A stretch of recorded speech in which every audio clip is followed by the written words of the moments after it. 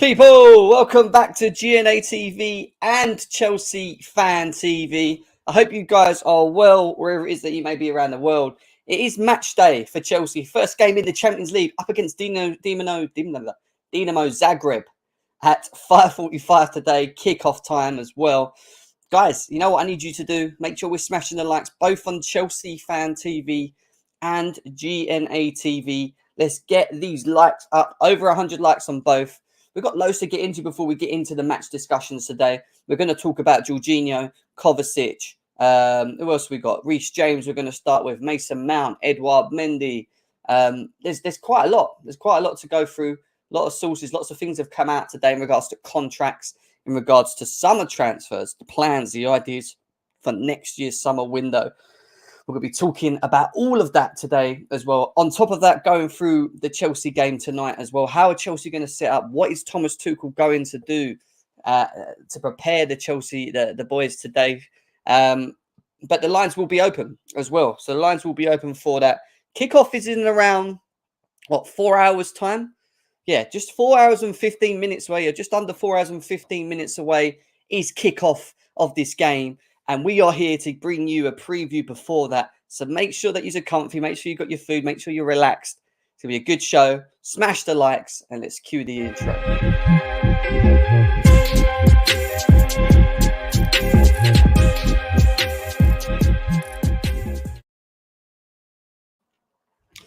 Yes, people. Welcome back to GNA TV and also Chelsea Fan TV. And we are still aired on both channels. We continue to be doing that throughout this season as well. So all of the things that we do on GNA TV also being shared with you guys over on Chelsea Fan TV as well.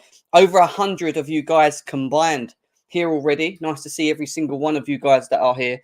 Please make sure that you're sharing this on your socials. So if you can see a little share button below, please share it, because that will allow new people to come along, come see what we're doing, get involved as well. But I want to say hello to everyone in the chat as always. I hope everyone is well. Indiana, my boy, is in the house. I hope you're well.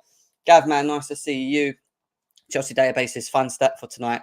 Zagreb are unbeaten in 19 games at home. So that's an interesting one. Is that because that must mean because they're set up well? That must mean that they're comfortable at home. They've turned it into a fortress. But they haven't played a team like Chelsea with the quality of Chelsea. It's the only thing I'm going to say. So let's see. I mean, we're not in the most greatest of form, to be honest. So to sit there and say quality, we haven't shown any quality other than the Tottenham game so far. But Andre, this is big up to remember your boy right here, Jem. Oh, Andre, man, I always remember you, bruv. I always remember you back in day. Always here from day dot as well. As the same as Owain, who's in the house as well. Nice to see you. Adam, nice to see you. Hope you're well. Mason, Football Style, Vidal, Matty K, M3, Nova the Super. Jem, when you going to sort the Ice Gem trim out? I've already had a haircut, bro. I've already had a haircut, my man. I've already had a haircut. Can't you see I'm looking fresh, bruv? I'm looking fresh. We're going to talk about Ruben Loftus-Cheek as well and his extension. Trust, we've got lots to get into today before we even talk about the game. Before we even get into the game. Big up to Jonathan in the house. CFC Pez as well. Big up to Dusty Rhodes as well. Nice to see you in the house. Harry, nice to see you. He's up the Chelsea. Big up to you, J-Cam. Nice to see you. Always interested to see what fans of these smaller clubs are talking about. Indiana is a Manchester United fan, guys. So if you're looking and you're seeing Indiana commenting, it's because it's a Man United fan. So, yeah, Chelsea Fan TV viewers, you ain't going to be able to see these comments. But if you're in GNA TV right now, you're probably seeing that Indiana's probably trolling. So just be aware of that on the way through. Big up to Jay in the house. Jay is here. Like I said, the lines are going to be open today as well. We're going to go through that a bit later on. What's with on the description? What's that about? God knows what I'm talking about. My ears got you. What's this on the screen? What's this on the screen? What's wrong? What is wrong, my man? What is wrong? Bring up to Tralala as well. Nice to see you, my man. Hope you're well. 10 men went to Mo Meadow. Yeah, we'll get into it a bit later. All right, let's get into things. All right. There's over 115 of you guys here. Hope you're good. Aren't you in the Mickey Mouse League? Yes, tell him, Hanno. Tell him. He is in the Mickey Mouse League. Man United are in the Mickey Mouse League. A lot of Man United fans feel that Chelsea are not going to make Champions League this season as well. They feel that Chelsea are going to finish 5th, 6th. This is what they're saying. This is what they feel, and this is what they're saying about Chelsea right now, man. Can't be having that. Can't be having that, guys. We cannot be having that. All right, let's get into things. We've got lots to get into, lots and lots and lots to talk about before we talk about the game. Let's start with the comments on Reece James, who has agreed to sign a new deal at Chelsea, 5 year plus 1 year contract at Chelsea. He is going nowhere. There was also interest from Real Madrid in the player, but it was inevitable that he was going to sign. This boy has got blue blood. This boy is a Chelsea player through and through. And I keep saying it. We have the best fullback, wingback in the Premier League. It doesn't matter who, how, what anyone says to you from a rival. There ain't a better right back or fullback in the league than Reece James. He possesses everything. And when you look at how important he is, and you look at the Leeds game where we missed him and we missed that sort of, directiveness down the wing, the creativity that he brings, the ability to able to score as well in front of goal. Very good finishing. He brings a lot of ability to Chelsea. And it was important, integral that Chelsea tie him down, stop the interest, keep him happy, keep him at Chelsea. He's getting a decent, from what I've been told, quite a decent wage package as well. And I'm happy for him. I really am happy for him. He did leave a comment after the whole announcement thing about signing the contract. And it says here, Reece James, I grew up supporting this club. And I've been here since I was 6. I put pen to paper on a new deal because this is a club I want to be at. I like to say special thanks to the fans. I'm here to stay and we have a bright future ahead of us. Now, Reece James, supposedly, apparently from what I've read on Twitter, is also going to be having a banner created for him at the bridge. So there could be a Reece James banner created at the bridge very, very soon as well, which is great news for me. I think that's great news. That's great news for us. Great news to see as well. So, yeah, interesting stuff on there. Sort of people saying in the chat about the whole thing. That's just Jem. That's what he looks like. Don't worry, Jem. Nothing unusual on the screen. I think Kyle will score today. If Aubameyang starts, obviously, Thomas Tuchel has made it clear, and we're going to talk about it a bit later on, that he feels Aubameyang could play, but not the full 90 minutes. So it might be a case that he comes on later in the game, etc., etc. Indiana says, Reece James, outstanding talent. He's the best right back in the league. No doubt, better footballer than Trent. And that's from a Man United fan. That's what we want to see, man. That's what we want to see. That is what we want to hear. Needs to come to the theatre of dreams. Nah, the theatre of nightmare at the moment. The theatre of nightmare. You guys have done nothing. 1-0. Sterling, Bang and Havertz, assist, Kante, Silva, Kante and Burrows are at Tralala saying, who's creating for Aubameyang? James. Well, James will be one of them. Kukurea can be another one. Chilwell can be another. I think Sterling will, do his bit in between that as well. Mason Mount and Havertz. It's going to be interesting with Havertz more than Mason Mount for me. If he does play Havertz, Mount, Sterling, I would like to see that. And he might play Mount along with him as well if he plays the 4. Silva didn't travel. Look, this whole thing about Silva not traveling is a good thing, I think. I think he deserves to have that break. He's played every minute this season so far. And to be honest, even though Dinamo Zagreb, as Chelsea database has said, hasn't lost a game for a while, I still feel that we have a good enough squad to go there and make sure that we get the win. And I know we're not in no great form, but it's going to be interesting to see. 1 second, guys. Some breaking news just coming. Chelsea have hired Damien Willoughby from EA Sports as a commercial. Willoughby joins. What does that say? Big role with new owners looking for serious growth. Okay, cool. We've got some more news on Chelsea that's just come out as well, which I'm going to go to next quickly as well. But yeah, Reece James to Chelsea is a done deal. There's other contract discussions that we've got to get into as well. Over 226 of you guys here combined. Nice to see all 200 of you guys here as well. Make sure that we're smashing the likes, guys. Get these likes up. We are going to be opening up the lines later today as well. I want to get you guys involved. Some little bit of breaking news. This second ago, literally, or a couple of minutes ago.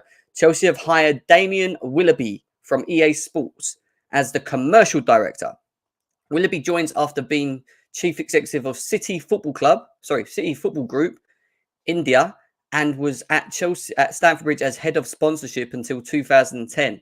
Big role with new owners looking for serious growth. Now, look, I don't know much about Damien Willoughby. All I know is that he has been involved at Chelsea prior to 2010.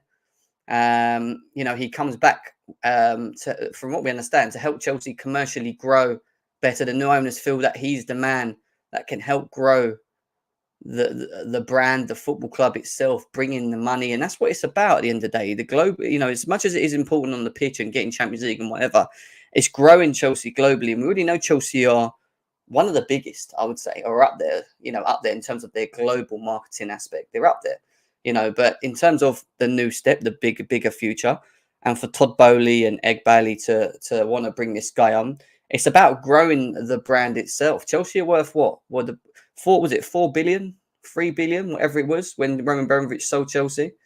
Yeah.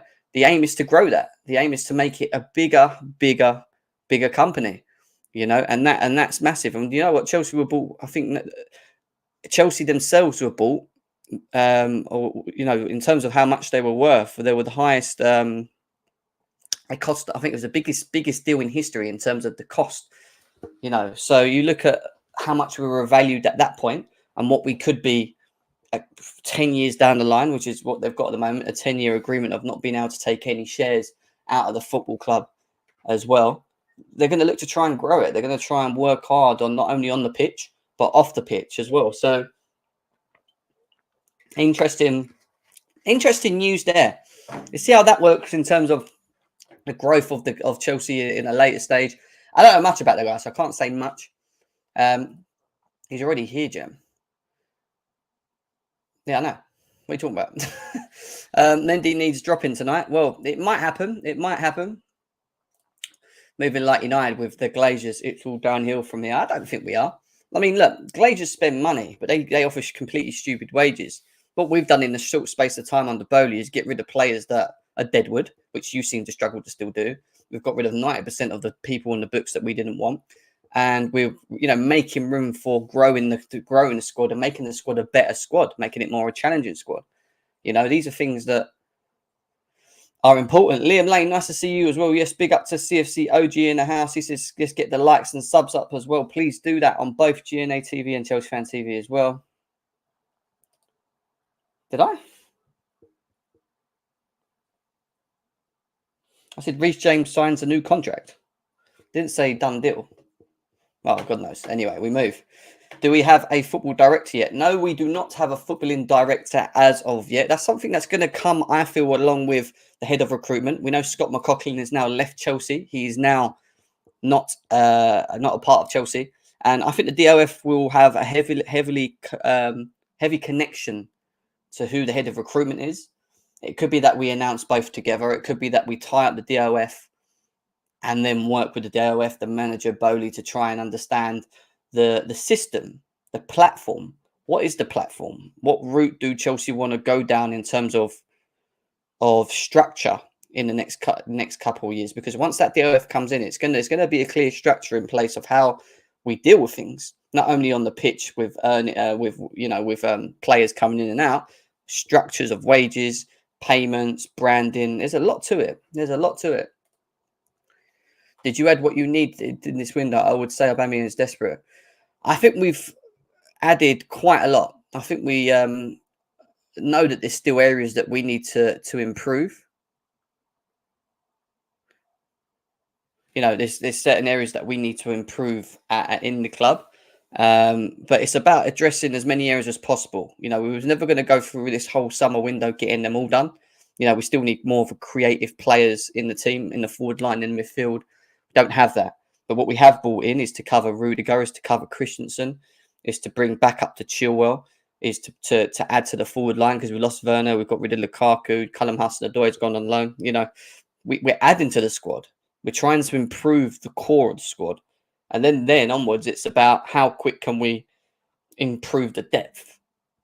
Then that will come at a later stage. Whether it's season 2, season 3, whatever, Thomas says, big up, Jim. Keep it good. Big up to you, my man. Hope you're good as well. Hope you are well. Over 208 people on Chelsea Fan TV, guys. Only 40 likes there. Let's get them likes up as well.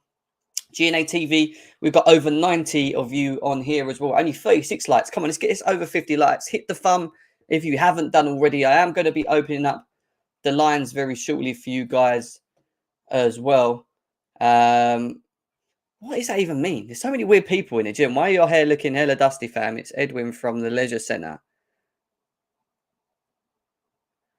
Edwin from the Leisure Centre. Edwin from the Leisure Centre. I don't know who Edwin is, mate. I can't remember it. If I do remember, I don't, mate. From what leisure centre? Tell me what leisure centre you're talking about, man. Tell me. We need a proper OG DOF and maybe a new sports psychologist as well, is what Chelsea OG is saying. Do what Couch is saying. Please do not spam the chat, please, guys. Let's try and stay away from doing that.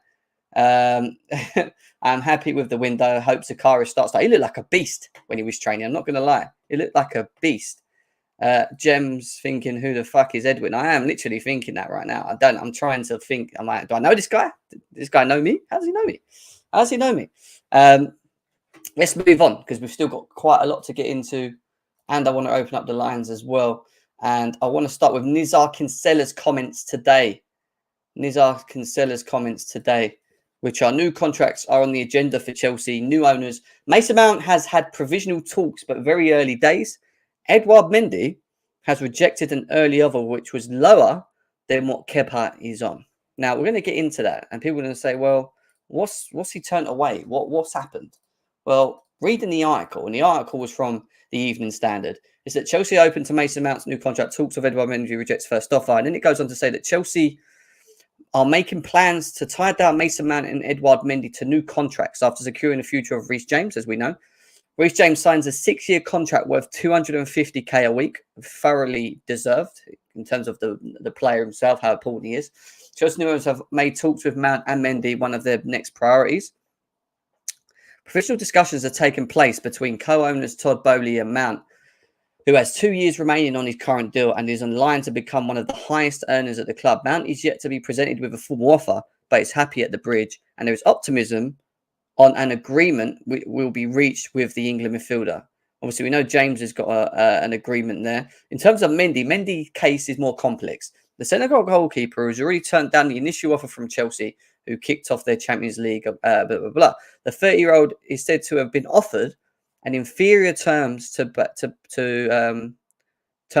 up Kepa Arriba because Arriba Zagreb, who negotiated his 190,000 a week contract when he joined for 71 million in 2018. Mendy is among the lowest earners at Chelsea with his current deal rolling out in 2025. Now what the issue is that whatever Chelsea have put forward to Mendy is a lot lower than Kepa. But the issue that we have with Kepa's contract is, in theory, we should have never tied him down to such a long contract at 190K a week. I don't care what anyone says, whether you like him or you don't like him. He is not worth that. He is not on 190K a week goalkeeper. He doesn't play, he doesn't kick a ball. And now we're stuck with a player on the wage structure who's taking 190K a week as a second goalie, who was meant to be our first goalie. And that falls on the hands of the old guard. The old guard were the ones that prepared this. Kepa was a panic buy. He was a big panic buy. And in his earlier performances before Mendy come in, he was, for me, not even 100K a week goalie. We've lost a ton of market value on him, as it is anyway. The amount of market value we lost to when we spent 71 million, I think he was going for like 18 mil. It's nearly as bad as Romelu Lukaku, who we can't seem to get rid of now. And we don't want to get rid of because we want to try and, make some market value on him. We're going to have a loss on Lukaku.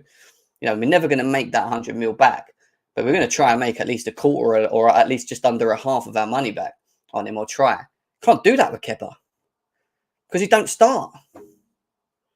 Can't do that with Kepa. That is a problem for me. Mendy is currently among the lowest earners at Chelsea. Recent errors against Leeds, West Ham have led to criticism over his recent performance, but Tuchel's backed his number one after Saturday's 2-0 win over the Hammers. I think it's a very sensitive position in football in general, and is not everything that's just pure quality and only about decision making. It's also about the feeling that you feel, the confidence, and sometimes it's a bit of having the luck. Yeah, but it is. But at the same time, he's not doing. And we can criticise Mendy. I'm not saying Mendy hasn't done anything wrong. He has been poor. He seems to be not finding that consistency that we've seen when he first came and when he was under Tuchel specifically, and how good he was under Tuchel, because he was very good under Tuchel at the beginning when he came in. He needs to find that. And as much as it's about luck and moments, I get that.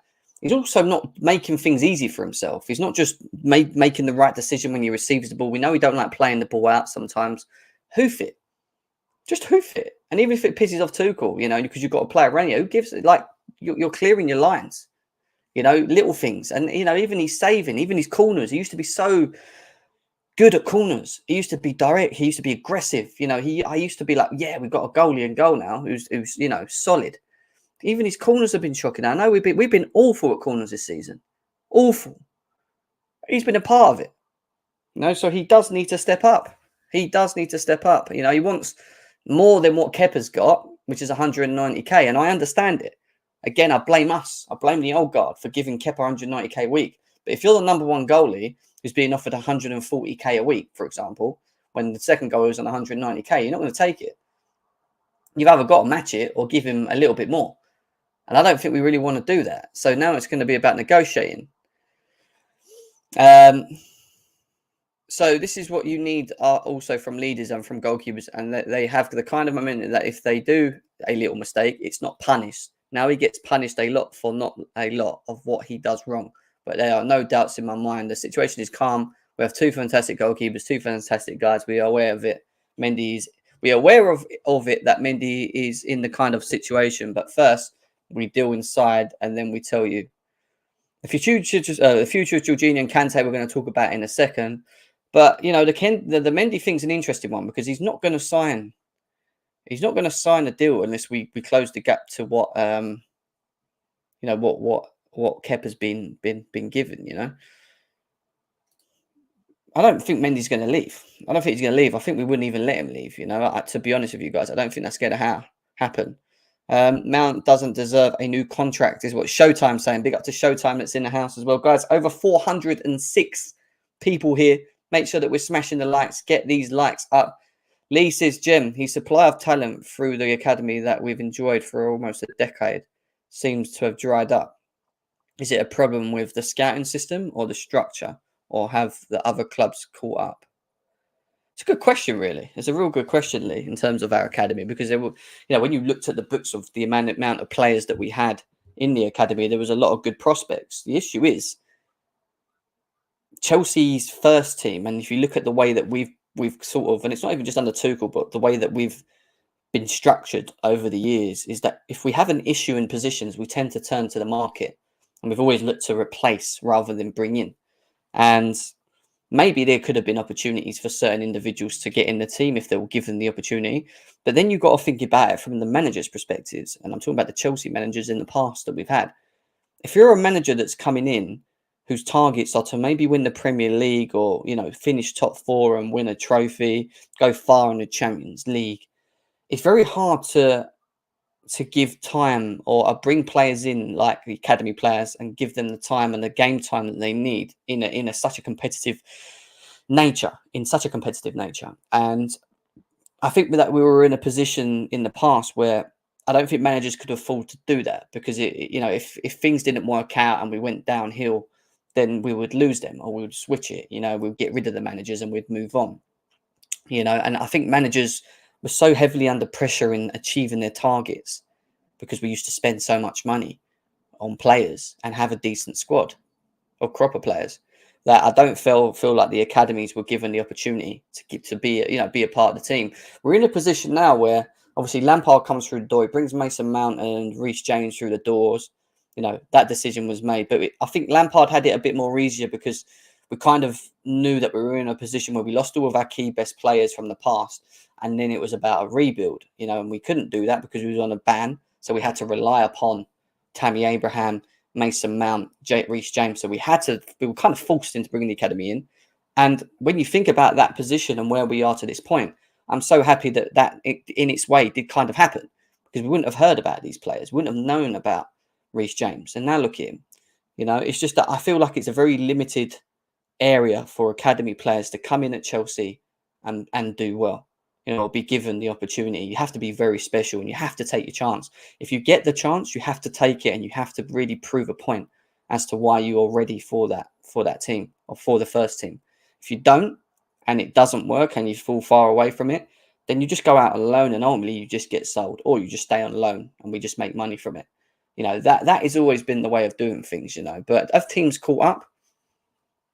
Maybe to a degree. I think when you look at the academy players that we've bought in recently and paid money for, I think we've bought in top prospect players. We've got that Russian guy coming in January as well, Arsene, whatever his name is.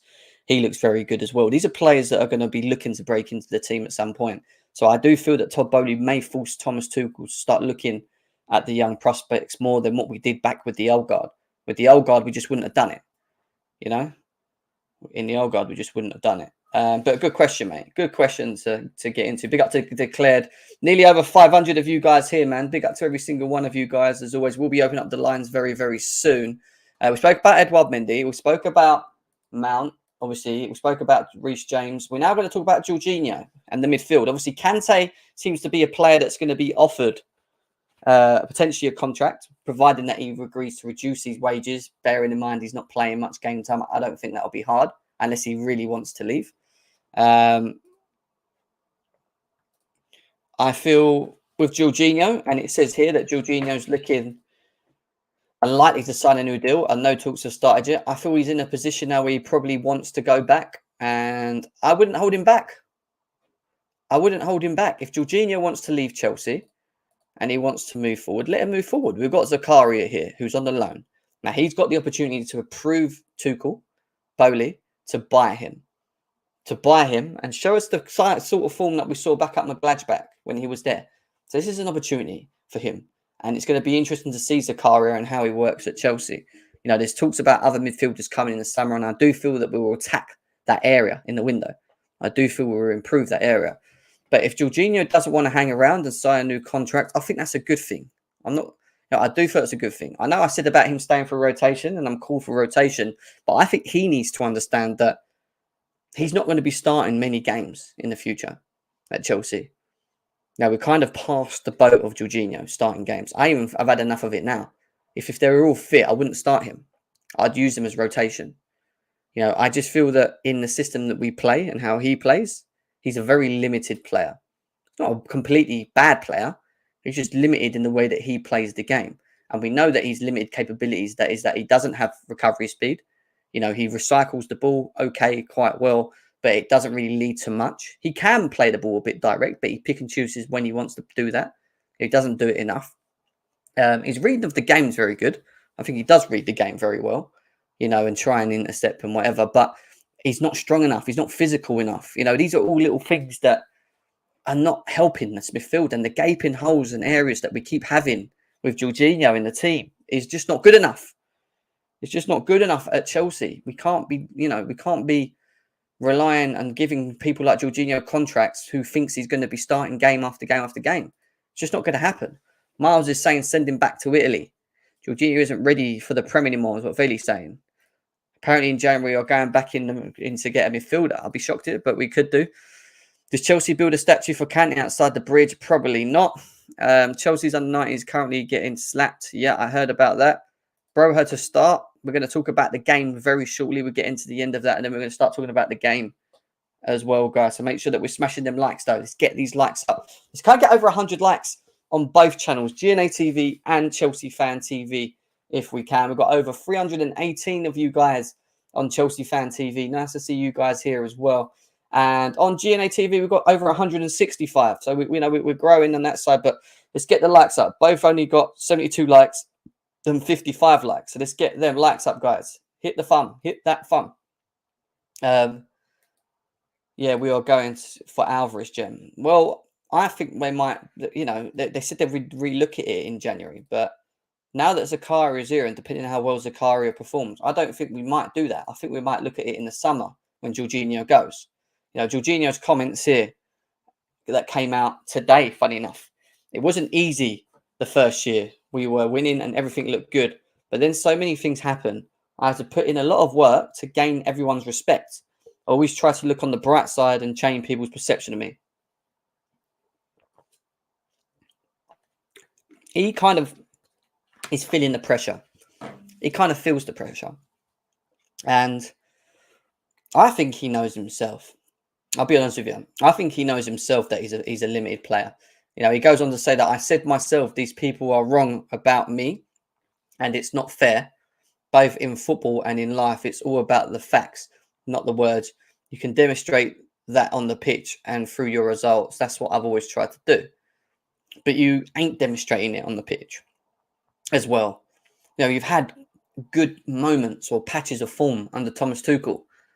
But other than this, I don't think we've seen enough of consistency from Jorginho. And that falls down to just him being limited or being able to only play a certain way or having too many weaknesses to his game. These are things that he can't change because he's just built like that. You can't make Jorginho faster. You can't make Jorginho stronger or bigger. These are things you can't do. You know, like we know he's good at recycling the ball, moving the ball, this, that, and the other. But it's just not enough. It's just not enough. It's just not enough. You know, I feel anyway. But anyway, we'll see what happened more with Jorginho at a later stage. We've got what we've got left. We've got news on Ruben Loftus-Cheek from Simon Phillips, which is an interesting one. And he's brought out an article here saying that Ruben Loftus-Cheek's in line for a new contract. Chelsea are working hard on a number of new contracts, obviously after Reece James. It was always the plan that once the transfer window was over, intentions will turn to new contracts at the club, and there are many to be looked at. Now, we spoke about Edouard Mendy's contract, which is going to be extended very soon, and as Mason Mount's. But he's also been told that the club are working on an extension and new improved terms for Mateo Kovacic. But as I've said recently, Kovacic is a little 50-50 on his future right now and has a return to Italy in the back of his mind. However, the situation is open and Chelsea are trying to convince him. Now, that's, again, another player that I don't really want to see go. You know, Jorginho goes, Kante, if we can get him to extend his stay, do. But if he wants to go, let him go. But, you know, I want us to keep Kovacic. I think Kovacic is a player that is benefiting from playing with Tuchel and will get better with an actual DM or a player that can actually sit and he doesn't have to worry too much on the defensive side, you know, because he knows there's someone behind him. So if he knows someone's behind him, he's going to venture forward more. He's going to do what he does best more. And I feel like he's kind of does it, but he limits himself to doing it because he's worried about the hole in midfield. As well as that, I'm being told Ruben Loftus-Cheek is in line for a new contract extension with his current deal also running out in 2024. So Chelsea have got 2 years for Ruben, and they're even still looking to keep him, which is an interesting one. Meanwhile, as I reported yesterday, the club are trying to convince N'Golo Kante to have extended his deal at Chelsea, but on a reduced terms due to his injury record. We will have to wait and see if they get anywhere with that, because Kante is another player who has been considering his future. Chelsea are working on a new contract for Mount right now, and there's conclusions expected to be reached that all parties will be content with. It's a bit up in the air in the midfield, isn't it? You know, Kovacic is looking to maybe stay or go, doesn't know yet. Kante still looking at his future and maybe going elsewhere to finish off his career. Maybe PSG might knock on the door for him. Jorginho is saying that he don't really want to stay and that he probably will go. You know, that leaves all of them open up in the air. I think we have to tie down Kovacic. We've got Zakaria. He may not be good enough and may end up going back to Juventus, which may happen, which I hope he don't. I hope he does turn up and he solves a bit of a problem, you know, and that we can utilise him, because it would be great for 30 million or 27 million euros to be kept at Chelsea. It would make a lot more sense. But then again, we're going to have to wait and see. We're going to have to wait. Do you think they need a midfielder next season? Do you think they need them? We do, yeah. We do, 100%. We do need a midfielder next season. Ruben is a utility player. You can use him as a quick fix for many positions. It's like having Milner on the team. He is, but it's again the level that he plays it. And I don't like Ruben in a 6. I don't really want to see him in a 6 once we go and address that area next season. Then you think about how can you utilise him. Wing back, if we stick to the 3. But then you're thinking about the 8s area. And we've got so many 8s in the team at the moment. I think it's very hard to just say we'll play Ruben there or play him there. And I don't mind having him as squad depth because I think Ruben is that. At the same time, I wouldn't really be bothered if we loaned him, providing we sort out the depth, and we have good backup and we have a solid core. If we don't, then it makes no sense to me. You keep him and then you see how it goes from there. You see how it goes from there. Ruben is a baller. There's so many Ruben lovers in the house. I don't hate Ruben, but my questions of Ruben are the same questions as I have for Callum Hudson-Odoi. Same thing. Same thing. They have all the ability in the world. And we know that. But what stops them from unlocking their ability and doing and playing consistently at a higher level and showing us what they're about is them. Up here. I feel. That's my feeling. It's not that I hate Ruben. I like Ruben. I think he's a good option. He's a good squad depth player. We can utilise him. But I just feel there's more in him. We could have more of him. He could show us more. He could be more consistent. He could give more. I just don't want him to keep fading in and out of games. When he wants to be really good, he's good.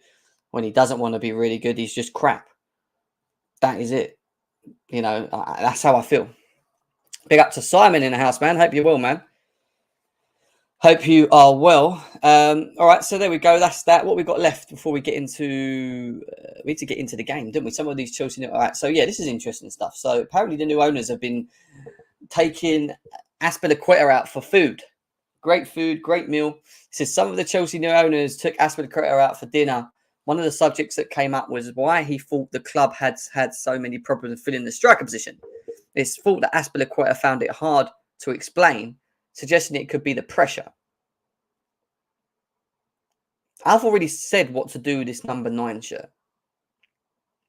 If the pressure comes from the shirt number because of the past, just get rid of it.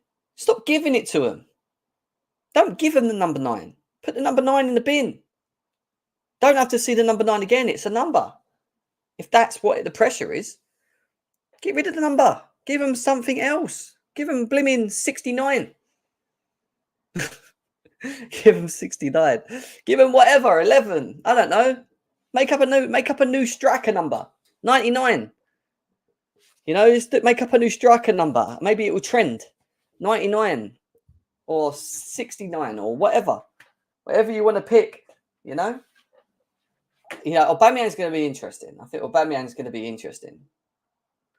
Because I am on the fence with it. I don't know what to expect from Aubameyang or what we're going to get from Aubameyang. Guys, over 328 of you guys on Chelsea Fan TV. Only 81 likes though, guys. Let's get this over 100 over there. Should easily be well over that. On GNA TV, nearly 200 of you guys there as well. 70 likes. Let's again get this over 100 likes, man. Let's get this over 100 likes. Give me strikers 69. Why not, man? They're just making up numbers, Why not? Right, what else have we got left? In terms of quick summer transfer news for you guys. So what are Chelsea up to? Well, apparently Chelsea are ideally wanting Rice and Alvarez, is what Simon Phillips is saying. He feels that both are required. Now, I don't feel both could be required if Kovacic, Kante and Jorginho all decide not to renew or stay. Then we'd have to need both. But if Zakaria performs, Kovacic signs a deal, Kante signs a deal to extend, Jorginho leaves, then you can get Alvarez or Rice or both. If you really want to have really good squad depth, and Zakaria performs well and he doesn't go back to Juventus, you could have Zakaria, Declan Rice, Alvarez, Kovacic, Kante. That's 5 players in the team. But then do you want to be spending 50, 60 mil on Alvarez and spending another 80, 90 plus mil for Declan Rice for 2 DMs? I don't think they will. And that's why I feel that they'll probably go for either or if Zakaria performs. If Zakaria stays and we spend 30 mil on him or whatever the fee is for him, I don't see us spending 80 and 50 or 90 or 150. Do you know what I mean? On 2 DMs. I don't know. Maybe I'm wrong. It's an interesting one. you know, but that's a lot of money. Rice is overrated. You can imagine Kai and Johnny if you had a midfield of Monopoly money Mount. Do you know what I mean? They'd be pulling their hairs out, mate. Oh, great. Neil Aubameyang takes the number 9. He does. Yes, he does. Rice is not worth it. Some people feel Rice is not worth it. He said he can play there. Don't see that as what wants to play Zakaria there. Well, I think if we stick to the pivot, then Zakaria will be the one that sits deeper at the moment. But if you bring in Declan Rice or Alvarez, 2 are sitters, then you might see that we switch it to a 4-3-3. You know, and not the 4-2-2 with the pivot. So you have like 1 sitter and 2 in front, and 2 in front could be Kovacic and whoever, Mount, Zakaria, who can play a bit further forward. I don't know. You know, I could suddenly I'm a better player than him. Josh Thompson does not like here. Oh, Josh, you're an Arsenal fan, aren't you? I just remembered who you are, mate. You're an Arsenal fan. You are an Arsenal fan, mate. You're an Arsenal fan. That's it, Lee. Sort him out, mate. Yeah, tell him. Tell him in the chat, bro. Tell him in the chat. Anyway, Chelsea have got a game tonight. Let's get on to the game, and then we're going to open up the lines and get you guys in as well. Chelsea are playing Dinamo Zagreb tonight. I couldn't find anything on online that showed me that we've played them before. I think this is the first game that Chelsea and Dinamo Zagreb have ever played against each other, because I couldn't find any games where they played each other in the past. No history, no stats to like bring up head-to-heads. It was just 0. But Kovacic's hometown. We're going back to Kovacic's hometown. A bit of an emotional one for him. Obviously, we saw his press conference yesterday as well. You know, he will start. I think he will start.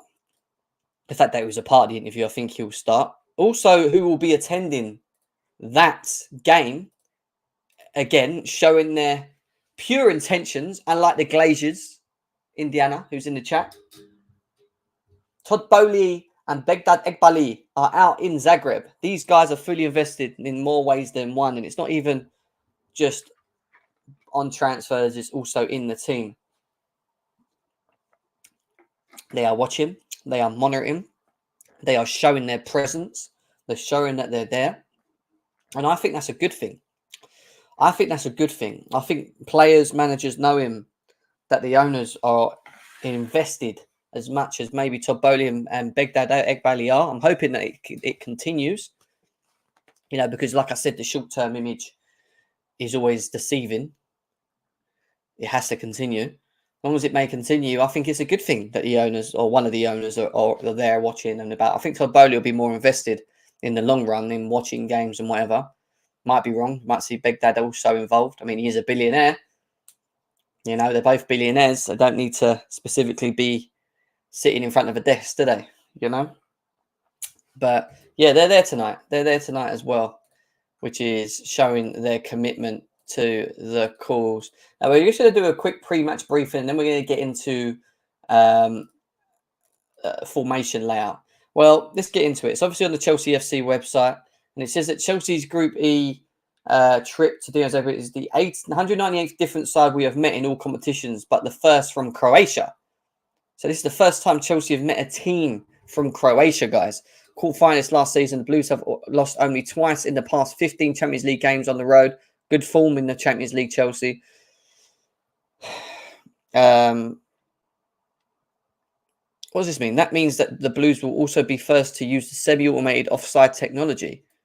So there's a new offside technology being used today. Semi-automated offside technology will be used in the Champions League, which we are also trialled for FIFA while winning last season's Club World Cup. So we've already used it before. It's being used in the Champions League now. The system combines the tracking of 29 body parts with the use of a microchip in the ball to reduce delays and dependencies on decisions.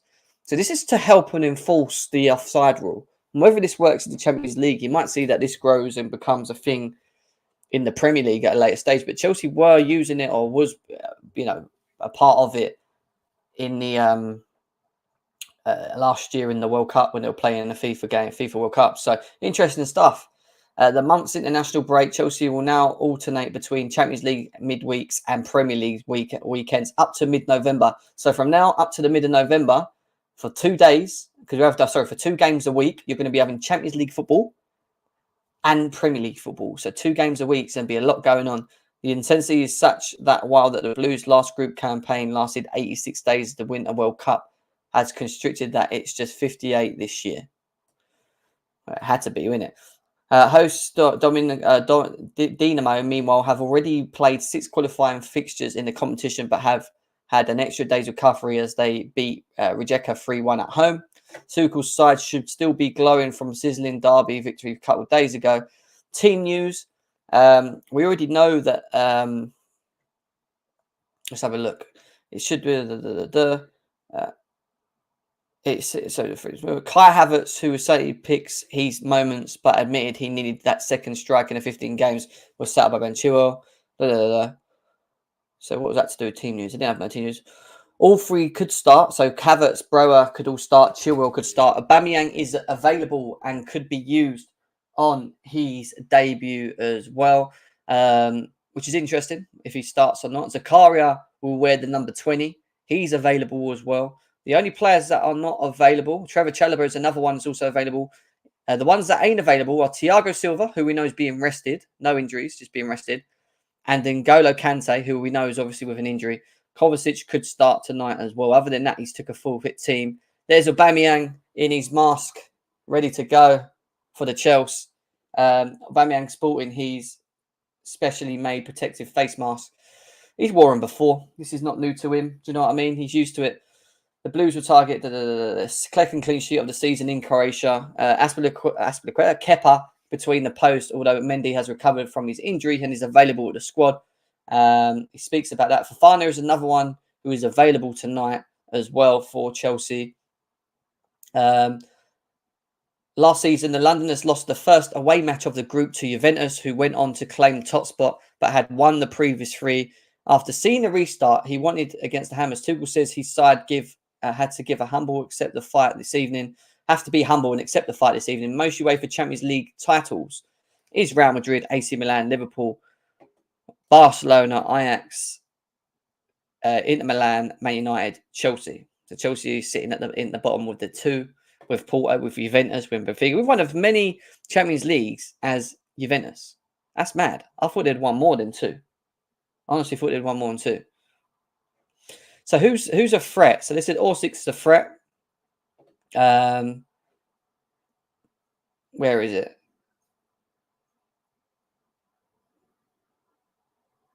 So it says here, the simple goal from Rijeka that spoiled their perfect Friday evening through places, question marks over their defensive organisation on corners. Apparently they're quite good at corners, Dinamo Zagreb. Hackett may field a 4-5-1 formation tonight with Bruno Petkovic, the classic lone striker, a deep-lying playmaker such as Misic, and a mobile attacking midfielder such as Barterina in between their sparky right foot wingers as well. So they've got a lot of dangers in their team that could cause Chelsea problems. The rampant Lions European pedigree after the span of 20 seasons, no club has qualified for Europe's elite competition as regularly as Chelsea. The Londoners have reached 3 finals since 2008 and have lifted the trophy twice. Only Liverpool, with 14, have won more major Europeans and international competitions than Chelsea, who have 9. So Chelsea's Champions League qualifications is 18 times. No one's qualified more than Chelsea in the Champions League. Then Man United have 17, 15 for Arsenal, 14 for Liverpool, Man City 12. So we're leading the race of qualifying and being involved. Yeah, and I think that's it, man. There's not much else to say. There's the ground. Not a bad ground, is it? Look how far away the pitch is from the crowd. That's mad. That is mad. Blimmin' hell. Wonder what the attendance is on that as well. And then we've got all the games for tonight as well. So, yeah, there we go, guys. There we go. We're going to also do a quick player rating. So, player rating. What was it? Player ratings. Player FIFA lineup. You know, the team lineup, the proposed team lineup. And then we're going to open up the lines and get you guys involved. Big up to Alfred in the house as well. Nice to see you. I've said this after the draw. Zagreb away could be a shock. And again, 3rd game in a row where I will be surprised if we score more than 2 goals. Fair enough. We're not in the most greatest of forms as well. But yeah, guys, we're going to get into that team lineup. Now, I think Chelsea, again, could line up in 2 ways. I've got a feeling tonight that we might see 4 at the back. And I don't think people are going to think that. I think people think we're free. So I think we're going to. I think this is what I think Thomas Tuchel's going to do. We could play. You know what? I don't think Kepa's going. Mendy's going to play tonight. I think Kepa's going to play tonight. Now, do I? Who we got on the weekend? Got Fulham, haven't we? I don't know if Kepa's going to play. Actually, I'll ask you in the chat. Kepa or Mendy? And this question falls on: do you think Tuchel's going to start? Who do you think Tuchel will start in this game tonight? Kepa or Mendy? Let's see what you guys got to say. Come on, guys, get these likes up. Come on, we should be over 100 likes. Over 200 people on GNA TV as well. Over 300 people on Chelsea Fan TV as well. Let's get these likes up, guys. Please smash the like buttons.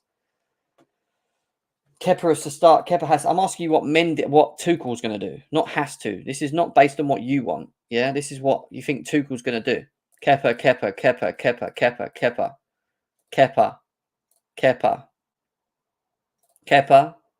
Big up to Tubbs. Nice to see you, bro. Kepa. All right. He's just saying Kepa. We'll go Kepa then. I just do not be surprised if Mendy starts tonight. That's what I'm going to say.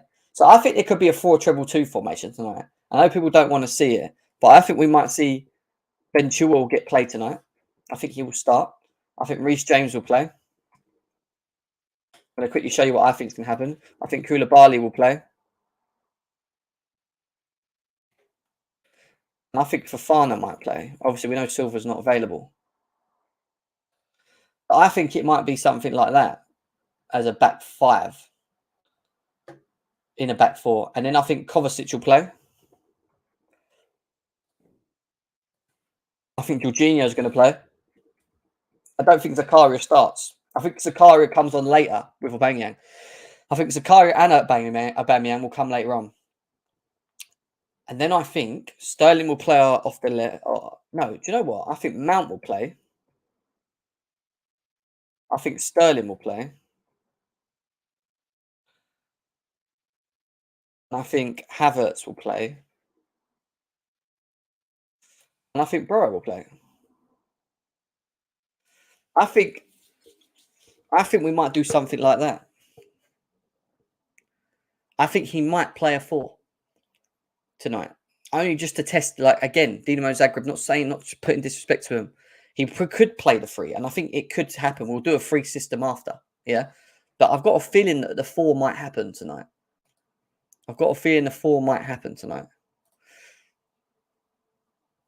We need to be attacking. They aren't great at defending. They will push tons of bodies forward, and the attack with box with 4s and 5s is what Couch is saying.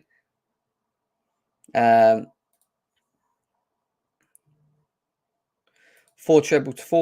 or 4-2-2.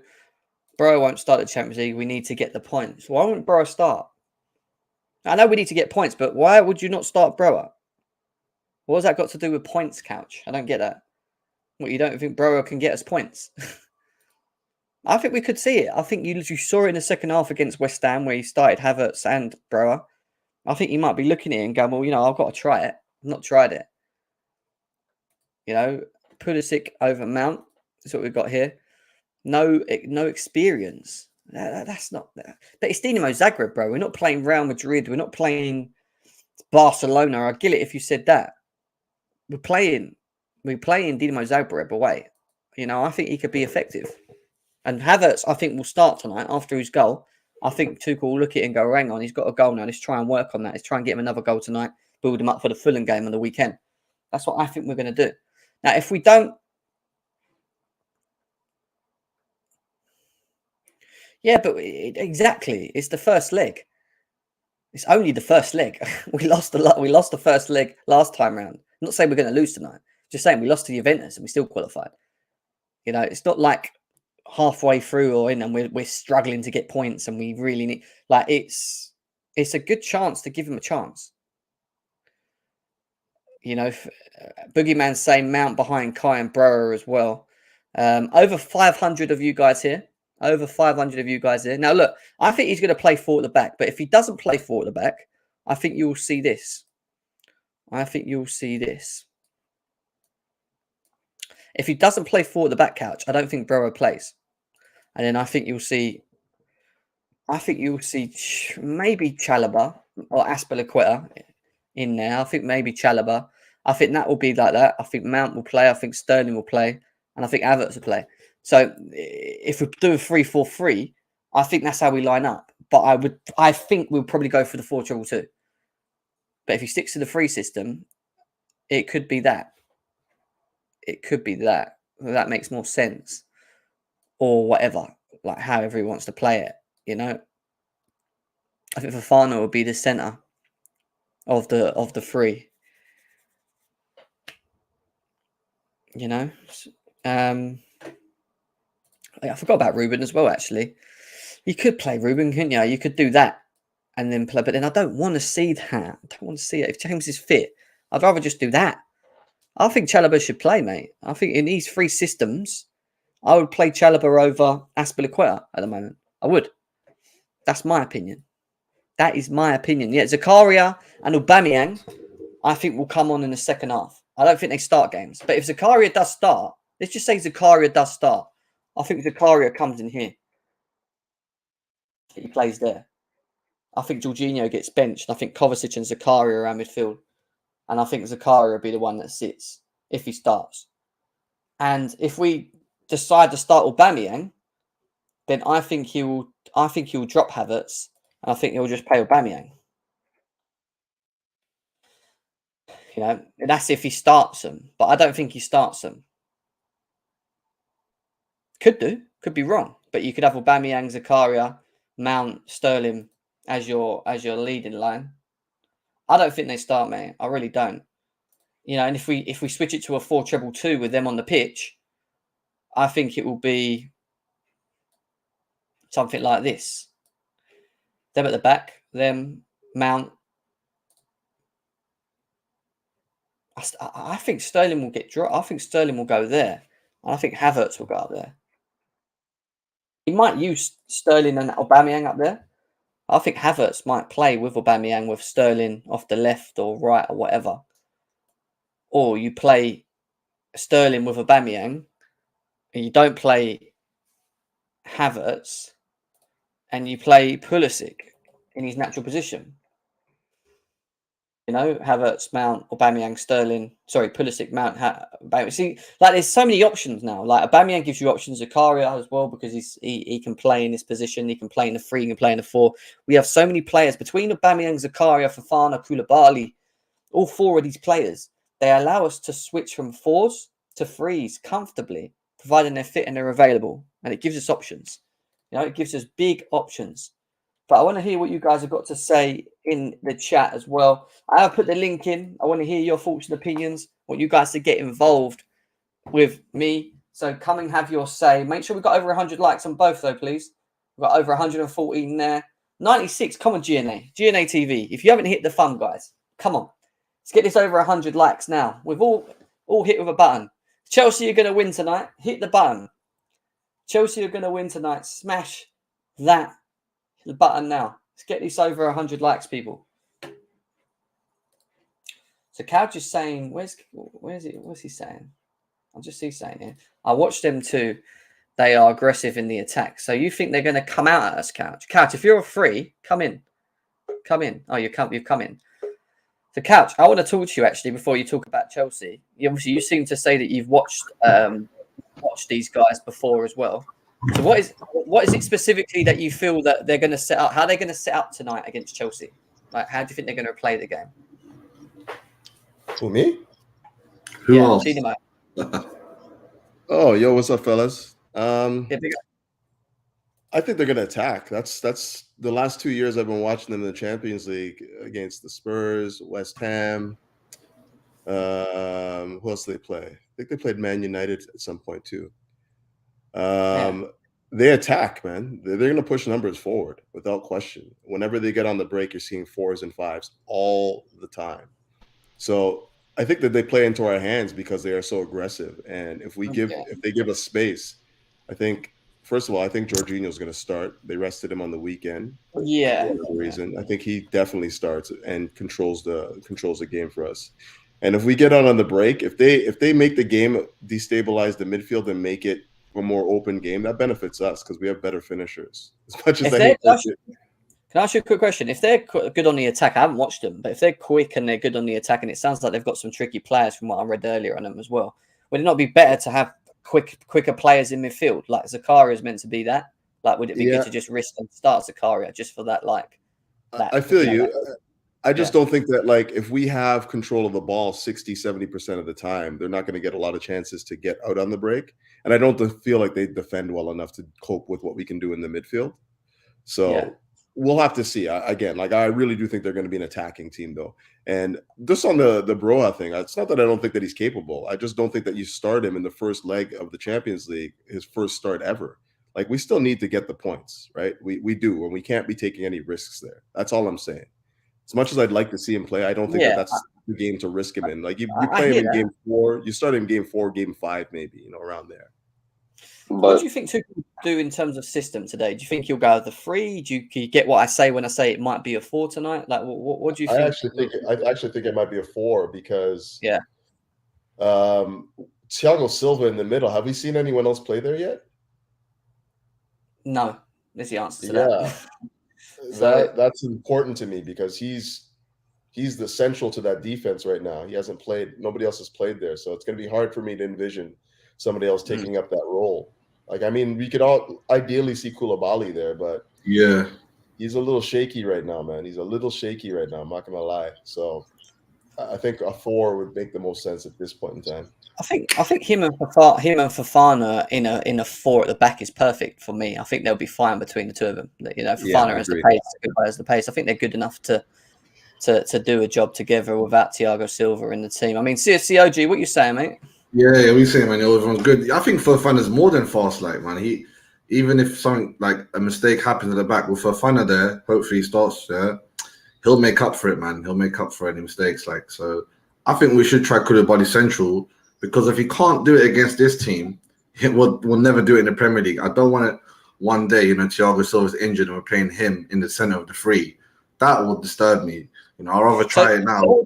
What would be your back 3 then with Koulibaly in the middle then? You just turn it up there. You just flick it around there. Yeah, right. Koulibaly right there. Fofana on the left. James there on the right.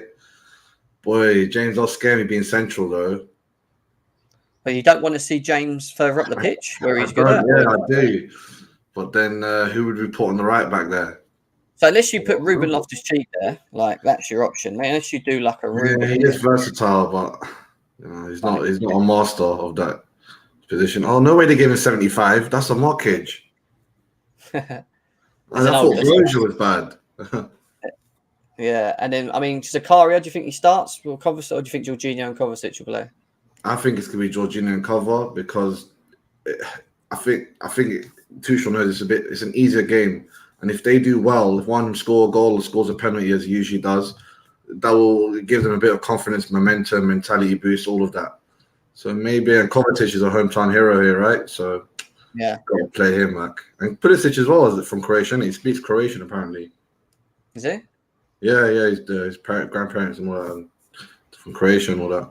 Even his name, it's an itch. If you're an itch, you're from Croatia, more or less. Modric, Kovacic, isn't it? True. Me a titch, By the stands of it, people thought this won't be a walk in the park. This won't be a 3 or 4. I know we're not in great form anyway to be scoring that many goals, but it's not going to be a walk in the park. Zach, how you doing, mate? Hi, mate. I'd probably agree with what CFCOG says. I'd probably line up this way.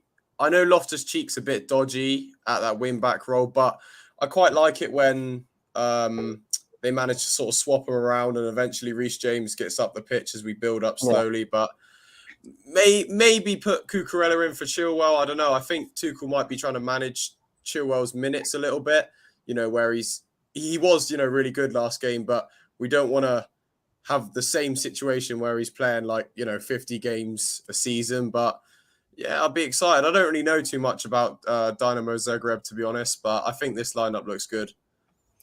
Do you not feel that the 4 may come into play tonight, or do you feel that he will stick to a 3? it'd be interesting because I see a lot of people. I feel like a lot of people are frustrated with the way Chelsea are, and so they just want something to change, and then they want it to automatically be a 4. But we're not necessarily good enough for a 4. A lot of these players, and it's not Tuchel's system. You know, you wouldn't if Pep Guardiola started playing games well, they wouldn't start asking him to just hoof the ball anywhere. You know, a manager's not going to change his whole philosophy. But it'd be interesting. I think maybe if Zakaria does well, then and he looks like a solid player, maybe we can eventually switch to a 4 with like 2 holdings and 1 playing as more of a 10. But yeah, it'll be interesting. Yeah, I think you're probably right. I've always said that I don't think we have the players to play the 4 in the past. I think where we find ourselves now is that we're sort of in the unknown because we don't know what Zakaria or how Zakaria is going to be utilised. Does he get utilised as more of the sitter of this pivot, and Kovacic can now be a bit more, sort of going forward, doing more rather than worrying about what's behind him. With Jorginho there, you feel that Kovacic is sometimes just limits himself in his own ability, in his own game to be able to just do things that he probably wants to do more naturally. So I think Zakaria is an interesting one. Does he allow us to play the 4 more comfortably? He looks big from what I've seen of him in training. Big boy, quick, aggressive. He looks like built for someone that can just play in that midfield and hold his own. Like a UFC fighter, bro. Is he originally Swiss? Like, is he? Does anyone know where he's originally from? Is anyone originally Swiss? You mean is he actually? Where from Africa is he from? Yeah, I feel like he's African. I feel like he's African, bro. Yeah, I mean, he's got them genetics. You know what I mean? Like, yeah. But with Zakaria, I'm quite excited because in my opinion, it's a win-win situation, or maybe not win-win because if he's really bad and we can't use him, then we paid a loan fee for nothing. But at the end of the day, like we're Chelsea, you know how much money we've got. If we get him, and then what was the price they were talking about for the buy option? Was it 30. Like 30 million? So it's around sort of 20. I think from what I've read, I've heard 30. And I'm hearing it's 25, 29 million euros now. So I don't know. There you go. Just quickly, he's Sudanese and Congolese. His parents are Sudanese and Congolese. That's a serious mix.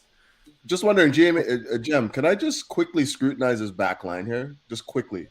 Because Fofana on the left, have we ever seen him there? No. I think you're just going to see him on the, ever. I don't think he just goes like that, Couch. I think it goes like that personally. I don't think Koulibaly goes there. I think Koulibaly stays there. That's a lot of trust of Fofana. Yeah, but I feel like he's too young. I don't know why, but like that's like a captain's position. That's central. You know that he plays. You know that he is a centre back though, like, naturally. Oh, definitely. And he's played in the back saying four, the middle's right? different though, right? The middle's a little bit different. Yeah, but he has the ability to play in that middle because not only is he quick, he's progressive with the ball, he's comfortable with the ball. What I saw of him on the week, he looked quite comfortable. Where we put Fofana determines how serious we are. If we put Fofana in the middle, we don't respect Zagreb. I'm just going to say it like that. Hey, come on. Why, bro? No. People think this is like a shot at Fofana. I don't think people remember. Fofana's 21. Like, why? So if we start Fofana in the middle of the center back position and he makes a mistake tonight, what's our fan base gonna do to him? Like, come on, man. I'm trying to protect our players. I don't got time for that. They send shots regardless. The fan base say. But the same question could be asked: what if you play him on the left and he makes a mistake because he's not naturally playing there? Yeah, that's why I say you play him on his position, right? Hey, but play him on the right. I don't get it. Who cares if he makes a mistake? Yeah, like our you don't care, bro. No, I don't care if we make. Listen, we could draw tonight, and I wouldn't give a shit. But our fan base would give a shit. Our fan base, we could win, and our fan base will still complain. You guys know that, Facts. right? So if a 21-year-old makes a mistake, right, which what we expect from young players, they're going to learn and get better. But our fan base is still going to lose their minds. So what does it matter? Look, if I don't count the fan base, we start Fofana down the middle so he can get some experience and start beginning his potential. But like, you know what I mean? I think Fofana will play in the same spot. If I could come in here, I actually think Cucurella will play on the left and Chilwell to the left. There's a combination we probably need down the line. reward Chilwell for his good performance. I like the way you're thinking. Wait, say that again. Left center back. I didn't hear that. Say that again. So I think Koulibaly plays in the middle, Fofana on the right, James on right wing back, and Cucurella left wing back. That's a good point.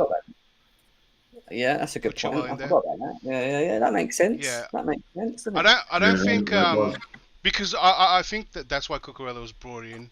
I think this combination probably they want to see it done in future games. So Mozart started this game. Do you want to see? Do you want to see Cucurella and Chilwell consistently playing games on the same on the same pitch? Like, do you not want to have one for the other? Obviously, because of injuries and obviously playing too much. We're going to be 2 games a week all the way to November, guys. Just remember that. Yeah, so I think it's not actually like something they want to start with, but I think with possible injuries and rotation, I think this combination has to be, has to work, or they wanted to see it. I think that was the intention as well for paying so much, because the left wing back position has so much money thrown at it. So I think Cucurella to do the left wing it goes back to what I've been saying all window.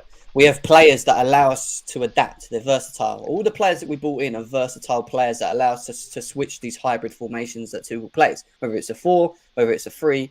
These players give us that now. So if we do miss players because of injury in certain areas, you can do this right now and get away with it. We couldn't do that last season.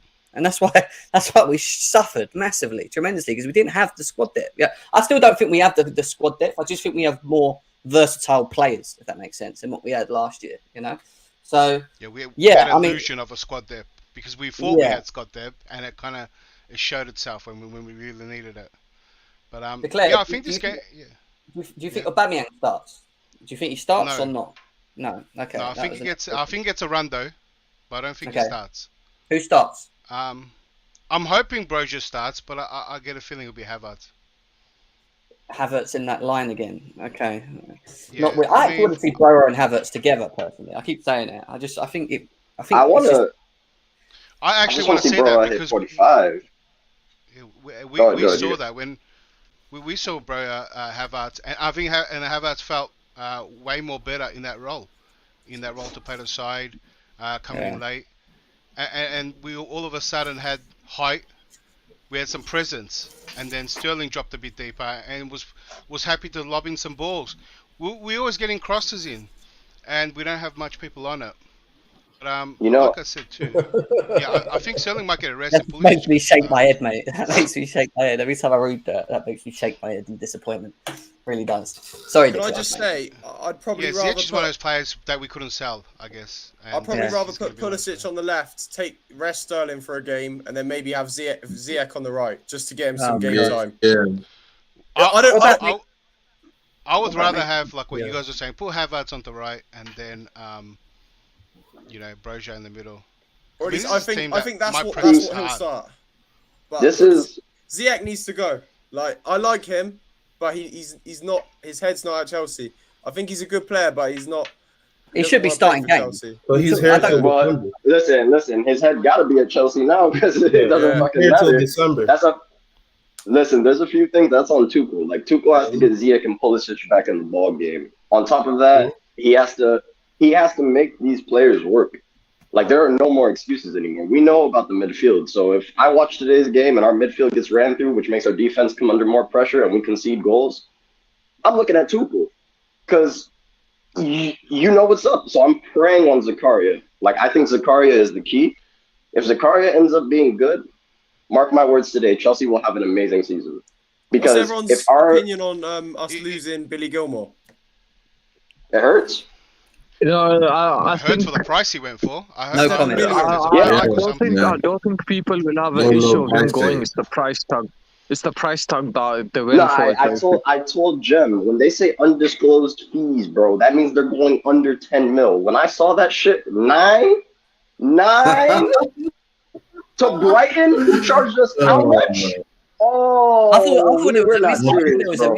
We're not serious. And I was like, nah, there's we gave Brighton the money 60 for Cuckoo, bro. They had the money to pay more. Look, I'm not saying they had to give us 25, but at least I think it's a bad move. And when I first saw it, I thought they missed the one. I thought it was a mistype. I thought exactly. I thought they missed the 3. 9 million. We're buying Carney and that for 15 million. We're selling Billy Gilmore for 9. Make it make sense, Chelsea. Like what we're doing here. Gordon cost 60. Maybe there's more context, Jim. I just want to with the Billy Gilmore. I think no one actually wanted him for loan. I think it was hard to get rid of him, and he wanted to leave. No, he's not bad. He's not a bad player. No one wanted him. No, but the thing is, I think the player wanted to leave. They could have easily slapped the add-ons on. They could have easily slapped the add-ons on him, but for not even add-ons. It's just guys. That's why it's a bad deal. I want to just quickly go to AJ. Let's let AJ talk in it because he's not spoke yet. What are you saying, AJ? No, I mean, just on Gilmore, Tuchel definitely doesn't rate him. That's why he had to make a decision at this point for his own career. So, I mean, he made that move. His fee is less than Cucurella's add-on, which is crazy, but madness, right? But I mean, that's what it is. But, just on the team, I want to see. I think tonight I either want to see Koulibaly played in the center back, or I want to see a back two of Koulibaly and Fofana. I think those are the two things that Tuchel needs to find out, if it works or not. So I think that's really I think that's going to happen tonight. I mean, you're not going to get too many chances to experiment. So it's really tonight. That's it. So do you start Zakaria tonight? Do you think he should come in for Jorginho or? I don't know. That's a big one because I'm personally not a fan of putting players like straight into pressure. He should come on like into a game, or same with Aubameyang. And I learned that from when we bought Fernando Torres and we started him against Liverpool the next day. From that day, it messed him up, and he was never the same. But so I don't think he starts. I think maybe Jorginho starts. I mean, Kovacic, he is coming back from an injury, so I don't know. He's played a couple games. I don't know. Did he start the last game? I think he started. He did, but I think he will start only purely because this is his hometown that he's going to, and he was at the press conference yesterday as well. That's the only reason I'd say Kovacic starts. The real big question is: does Ruben Loftus-Cheek play tonight? Does he play off the right? Does he play in the middle? He's played every game, so I mean, he could take a little bench seat for tonight. I mean, I want to see Chilwell get a start. Cucurella and Sterling could get a break. They've played every game, Let's just rotate the team, but keep it strong, and you still got to learn, though. Tuchel needs to learn because, the squad is just getting settled now. So I just feel Brower can just play. Like, if we play the 4, I just think Brower could just be in there tonight, and just give him a chance. I mean, with Havertz, just try it with Pulisic and whoever. See it, Mount. I think Mount personally will play still. I think he will. It's Mount. He'll play. Whether it's like that or like that, I think you could have something in and around that looking as well. But I don't know. It's the great thing is we've got so many options, right? We just don't know. Again, it's so unpredictable because we've got players fit, barring obviously Kane, Silva not being there. But it's options. It's will he start a 4? Will it be a 3, or will he just do what he has done, like he did against Spurs, which is play players that are going to now have to adapt to systems in between games? So you start with a 4 or a 3, but then you just switch to a 4 in between games, or you go into a 3 in between games, which we could see, So it's I don't know. We'll have to see. John. Yeah, go on, Kelly. I was gonna say the thing about it though is we need to see that transition into what the team is supposed to be. By itself, like isolate the pitch into 3 sections. We've seen what our midfield looks at its best. We have seen what our attack looks like at its best. It's just not often, and we definitely know that defense is our strongest part of the pitch. If we can get this Zakaria fella to actually plug in the hole that Jorginho keeps opening, and Conte is just injured all the time, then I think that opens up our attack. Because people keep thinking Tuchel doesn't have the mind to make these tactical switches.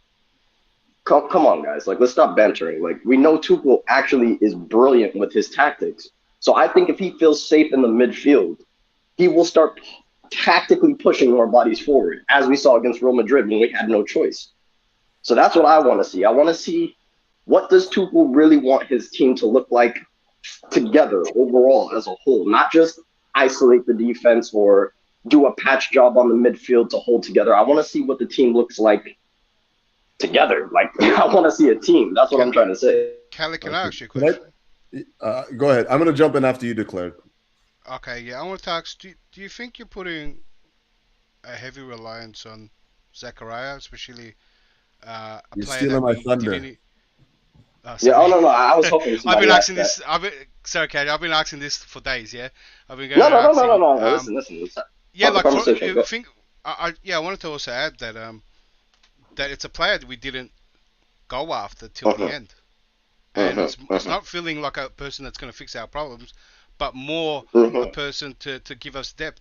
And maybe a different characteristic is a player that you throw on and sure a win when we're winning, to just turn it up. I mean, he could be injured. There's an injury-prone question there. He could be really bad. He could be really good. But to put that heavy reliance on you, what you just said, you're not the only person to say it, right? No, a lot of people know. Thinking that it's going to solve our midfield problem, and I'm thinking maybe maybe banking Here's on the too answer much. to that. Yeah. One of two things. If he is not the answer, then I must blame Tuchel. I don't want to blame Tuchel, so I'm going to believe he's the answer. I know realistically he's not the answer. I know he's a stopgap, but if he can do a stopgap job, that still opens our team up. That still makes us way better than we have been recently. So for me, no, I don't expect Zakaria to come in like how I would have expected Alvarez to come in, or how I would expect another prime CDM. Like if Casemiro came into our team, this is a different conversation. But what I'm trying to say is we don't have a choice. This was Tuchel's choice. I've never seen a manager at Chelsea other than Mourinho's season and the first season when he went up to Albert, he's like, listen, you're gonna buy this, and that's all I want you to do. But there's no defense. You know what I mean? Like if Tuchel fucks this up, I'm not gonna blame Zakaria. I'm gonna blame Tuchel for not getting a fucking midfielder. Kelly, this is the thing that I want to say quickly on Zakaria, right? This is the way I see it. He's talking about pressure. He's already accepted the pressure by coming to Chelsea. The fact that he's decided to come to this football club on loan, he hasn't come in. It could be a Sal 2.0 where he comes, it doesn't work, he doesn't get many games, and when he does start, he's not very good, and then he just disappears. And again, it's a low risk. It's a low risk situation anyway because we can just send him back. But the fact that he's came here, we already knew we've already seen what type of player he can be at Mönchengladbach. He hasn't been able to be that at Juventus because, from what I've been told by Juventus fans, he's been misprofiled. He's been used not in the correct manner there in many ways. And when you look at the players at Juventus that have left and gone on, like Kulusevski, for example, you can't really use Juventus as the barometer, is what I'm saying, in terms of the ability of the player. Now, he has the opportunity to come to Chelsea, right, and get himself, and change the story, elevate himself back to what he was before, providing Tuchel utilises him in the correct manner. And if it does do that, then we've gone and bought ourselves a player for 29 million euros, which doesn't completely solve the midfield area, but it adds quality and adds depth to the system. That makes it work. And we are going to still buy more midfielders in the summer because we're going to get Rice. We want, obviously, Edson, Alvarez. They're different in terms of the way that they play the game and how they sit. But with Zakaria, he can provide that stopgap in a pivot system where he is the sitter, I feel, because of the way he's built. But it's this whole thing of pressure. Him is we putting it on him, this and the other. I think he already knows that he needs to come in and perform because if he doesn't, he's just going to go and and he's going to disappear. And this player wants to be noticed. And how do you get noticed? Come to the Premier League. Come to the Premier League and play the best league. Can I just say this real quick about the Zakaria thing, and I'll leave it alone after that. But I really think that he's not coming in to replace Jorginho. I'm sorry, we don't have a replacement for Jorginho on the side. He's coming in to be a backup to Kovacic, to Conte. His actual playing style is a little bit more like Conte than it is Jorginho. He's not a guy that's going to be using the ball 80, 90 times a game, whatever, when we're in possession. That was the thing I was going to say. If he plays more like a destroyer. Yeah, just let me finish this one point. I think the way we're going to, and to be honest with you, I still think that he's going to be fourth in the pecking order too. He's probably our fourth choice midfielder when you look at Kovacic, Conte, and Jorginho. He's fourth after that. So for me, we basically win the game, finish the game. He comes in to do the cleanup job, where you don't want Jorginho in that role. When you're protecting a lead or something like that. So for me, he's not going to come in and revolutionize this. What if he plays the role better than Jorginho? Yeah. So fuck all of that. I think you're looking at it backwards. Sorry. Say again. I was saying, what if he comes in and plays the role better than Jorginho? How does he go from them being fourth option to? For me, then he becomes the option. He has to play. So do you honestly think that he's going to be used in that role though, as a Jorginho, like the guy that's I don't think he's being brought in to be a box to box. A regista. Yeah. Interesting. I think you could see him do that, but I think he's going to be, if it's him and Kovacic, I think you're going to see that he's the guy that's going to be more of the sitter. And I'm not saying like a. To be honest, I believe Loftus-Cheek might start in front of him in that position. You trust you him guys to are be crazy. You guys are. Listen, it's fair enough that you guys are saying this because we've never seen Zakaria pass for Chelsea. Yes or yes? Exactly. Because if Zakaria can pass, Zakaria benches Jorginho so fast it's just not a conversation. No, he doesn't. Look, Kelly, it could happen, right? But the way it's going to come about, and he's going to get a rare chance. And then he has to show consistency. It's going to be some like luck of chance that he does. And then if he balls out, he gets a starting position. And if he can do Jorginho as well, he does well. But this is going to be very experimental till you get there. Listen.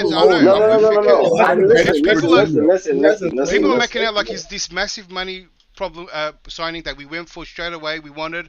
You know what as well? I can't even blame Tuchel because all the money we've thrown at is replacing the players we got, right? We were stacked in the midfield. Whether you think they're not good enough or not, we were still stacked. We are stacked player-wise, yeah. Yeah, but those players could be missing. They probably thought about addressing it next season, right? And throw money at it, unless to Frankie de Jong or something happened like that. That's a player that you can talk about in the same manner you're talking about that can change our midfield. And that's going to take another probably transfer window for us to guys, that's what I'm saying. I'm not to get that effect that you want. I'm not asking Zakaria to change the midfield. I think we need to have an honest conversation. And this is the honest conversation. Conte and Kovacic, even though people don't like them as a pivot, are my starting midfielders. I say this time and time again. When we actually have it done correctly, where Conte and Kova press at different points, our midfield looks completely different. We go through the middle, we go through the wings, we actually play with a fucking midfield. Now, this goes to how you view Jorginho, right? For me, Jorginho is third in that pecking order, in my humble opinion. In Tuchel's land, I'm pretty sure Jorginho's second. But in my land, Jorginho's third, brother.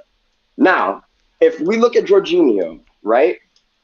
Are we going to be honest and say Jorginho lately has been getting split like a stripper? You know my quote. Split like a stripper, man. I'm tired of it. Let's be honest. If I take Kovacic or Conte and I put them next to Zakaria, you honestly, people, fuck the loan, fuck what he cost, everything. Do you think at that build, that size, his profile, the ability they say he can pass, you don't think in a pivot he will replace Jorginho? No. I think he does. But it depends. It depends I rest on my case.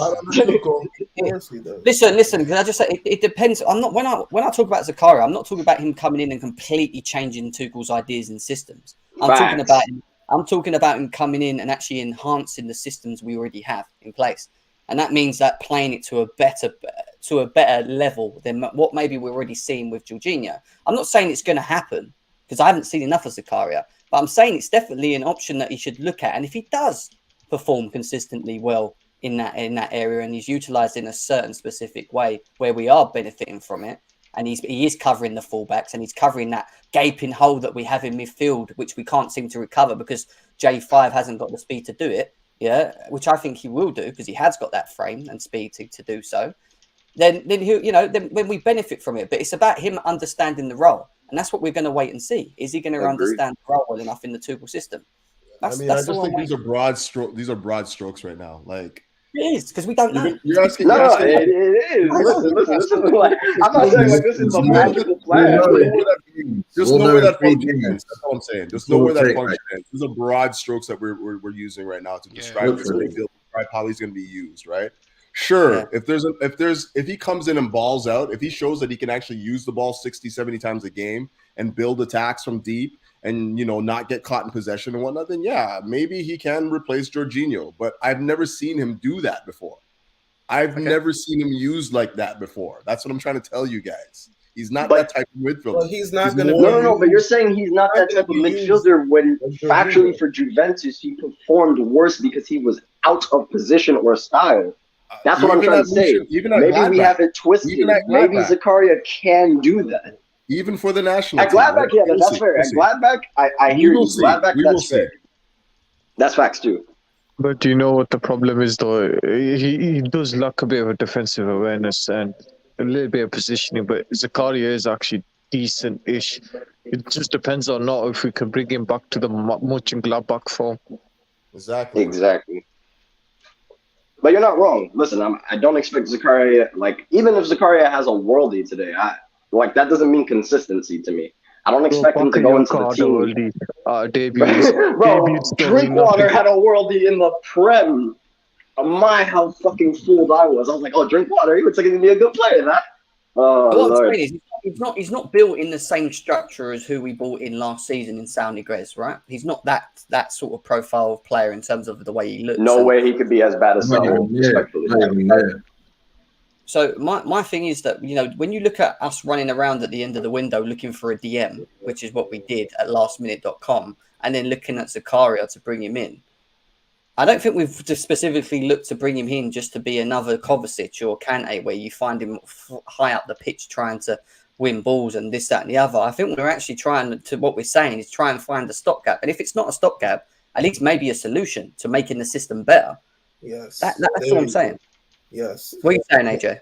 Let me just jump in that. Zakaria is not here to do what Jorginho does. They play in similar areas of the field, but his way of play will probably be more effective for what we want to do, because really the transitions and just the forward passing in general, and then mopping up anything in front of the defense. That's really our issue, is getting the ball forward. Jorginho is great at keeping the ball, but it's mostly sideways and backwards. And it slows up everything, and there's a time for that, but I don't even think that's Jorginho's fault too. It's just how he is as a player. He's a better passer than Zakaria. I'll give him that. I know he's a better passer than Zakaria.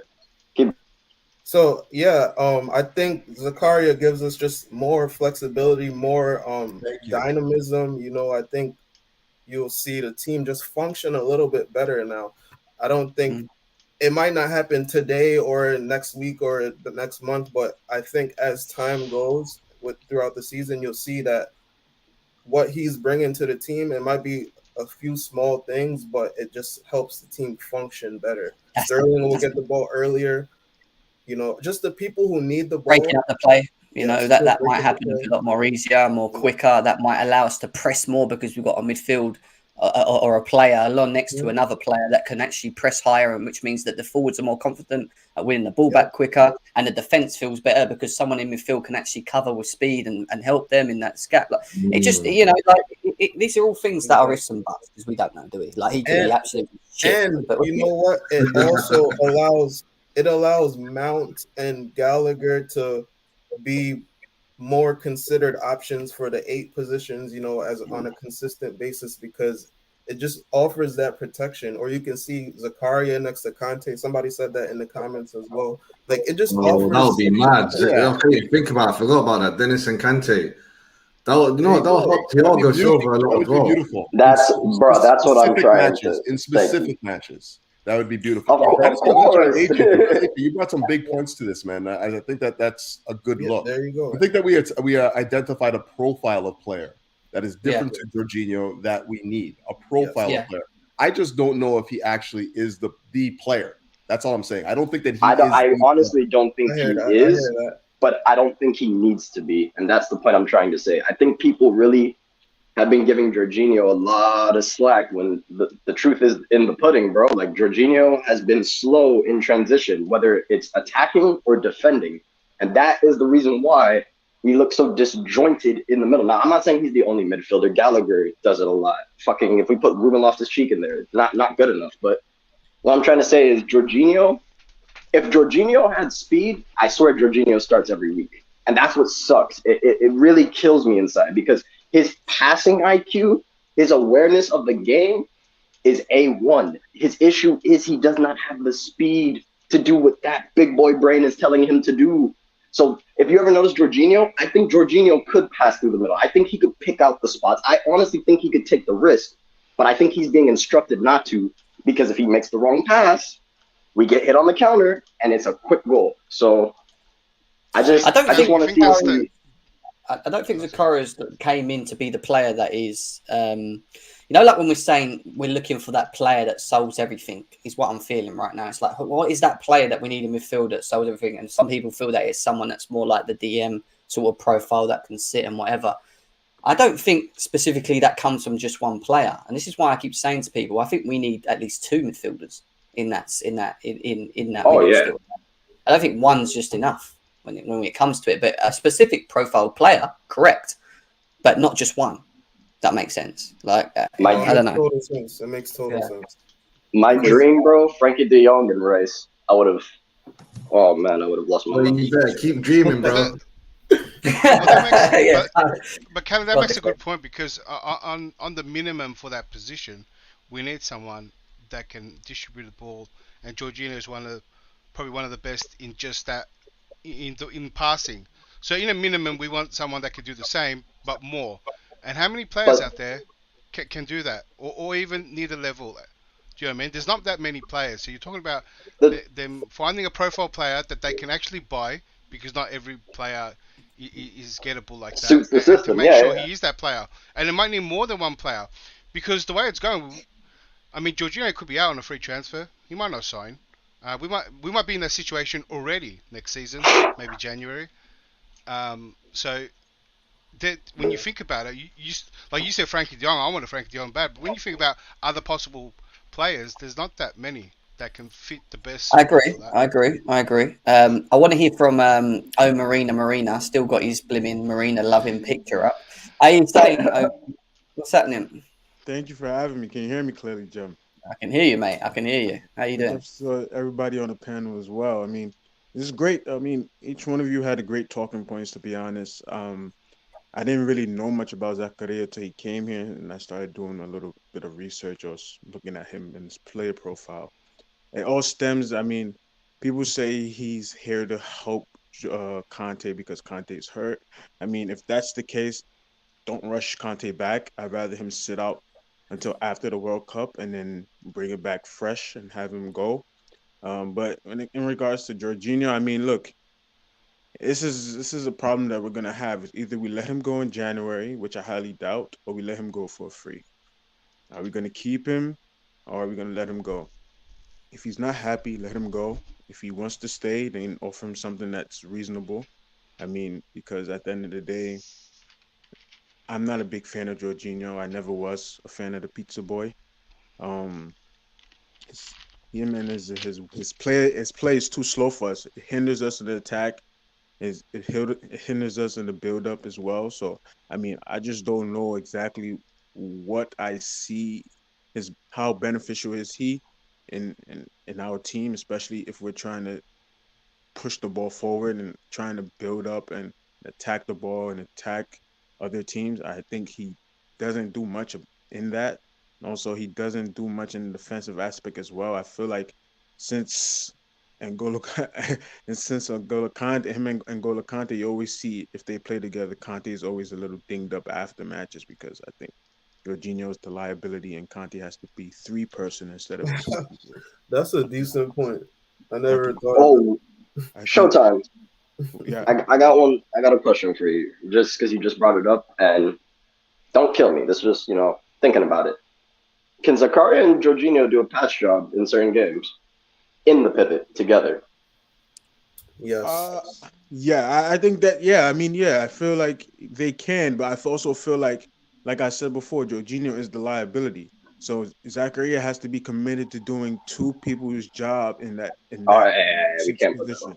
You're right. So we can't really do much in the midfield when Jorginho is starting.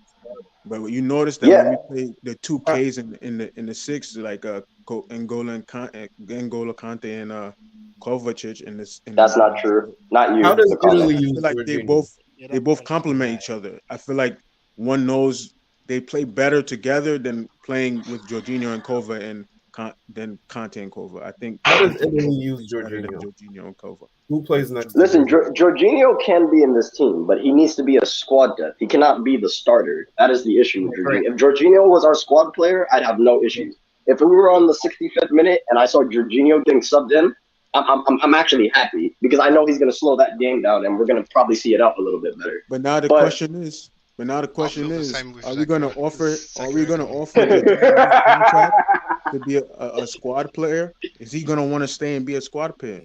I highly doubt. I highly doubt it when he went third in the Ballon d'Or. So it just is what it is, bro. But that's like saying we're paying money related. That's like saying we're gonna offer inflation Mount one of the highest attackers in our team, so he can just have stinkers all game and just run around and just press the ball. Wait, Showtime, 1 second, please. To that comment, don't ever compare one of our greatest CDMs and possibly one of our greatest midfielders. I don't know how people rank him. I rank him up there. To what we have now, please. Conte, the exception. You can push Conte out to the side, but if you were saying like Kovacic and Jorginho in comparison to Matic and fucking Fabregas, please, bro, I'll lose my shit. I'm not speaking of history. I'm speaking about currently what we have right now. I mean, like I said. No. I was talking about the comment shows. Yeah, guys, he said we used to play Matic and Fabregas. Yeah. Go ahead. Yeah. Nearly over 600 of you guys here. Big up to every single one of you guys, all of you. Smash the likes, subscribe to both channels. We're on our road to 8K subscribers on GNA TV, and Chelsea Fan TV on the road to 160K subscribers. So make sure, guys, that you're, smashing the like, subscribing. As always, we're bringing you great content today. Actually, I've really enjoyed the discussions today. Actually, it's been a nice smooth one. But Jay has joined us as well. Jay, how you doing, my man? I'm doing okay. I'm doing all right. What are you saying about tonight? Honestly, a lot of people were saying Zakaria can't start today. I personally don't see why not. Like, although he didn't have a work permit, he's been training since he came in on the Thursday. Maybe not play a whole 90 minutes. Maybe not. But I feel like he can definitely do a solid 60 minutes if we really need him to. And for me, I feel like it would be good to bring something to Dinamo Zagreb. I feel like right now, more than anything, and I'm not saying to be cocky, I shouldn't say Tuchel should be cocky, but he needs to show us what this team can do tonight. Sir. I think that's what tonight is the platform for. And for me, I feel like if he tries to play the football that we've usually played and not try to put maybe get on the front foot a little bit, just to maybe, even if that is in the purpose to just appease the crowd, appease some disgruntled fans at the moment, you need to do something. Right now, the image of how we play football, fans are not receiving it well. For me, I'm not receiving it well, because if you keep playing a midfield of a Jorginho and a Gallagher or Jorginho and a Ruben, we will never get that creativity that we want. It is impossible. True. So for me, I'm looking to see Zakaria get a solid amount of minutes tonight, and I'm looking for Aubameyang to make his cameo and do something, show us something. That's another place. Obama who? Obama what? Blood clot Yang. Broja gets the shout tonight. Oh no! I think Broja starts. And then Aubameyang makes a sub. I want Aubameyang to start, but he just had his jaw broken. Broja deserves it for what he's Come done. on, guys. I would play Broja and Kai Havertz and just bring Aubameyang on in the second half and take one of them off. I want to play Broja and Aubameyang, but people don't hear me. That means you're gonna have to sit Mason Mount down if Kai have. Bro, Mason Mount is not a starting attacker for Chelsea Football Club. If he's not starting in the 8, put him on the bench. Yeah, man, we're too protective of that guy. We're way too protective of that man. He needs to eat the bench for now. He needs to hold the bench for a hot minute until he can start showing something in training or whatever. I promise you put Mount as an 8, he doesn't get benched. He also plays better. If you don't put him as an 8, he needs to see the bench. It's so simple. It's really that simple, isn't it? Everybody loves his UCL pass. Look at where he's passing the ball from, you know. And where was Mount in the UCL? I rest my fucking case. I would say Mount Tula because someone might turn up in the chat and I can't be having the minerals. Come on, minerals. Let me hear you, brother. Tell me what you feel about Reece James being the best player at the club and the future captain over your boy Money Mace. He ain't starting. Listen, guys, I want to get your score predictions for this game. Actually, going through to Couch. Couch, what are you saying? I'm gonna say 3-0. 3-0. Who's scoring?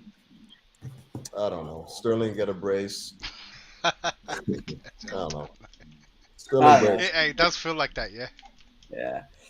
All right, fair enough. CFCOG?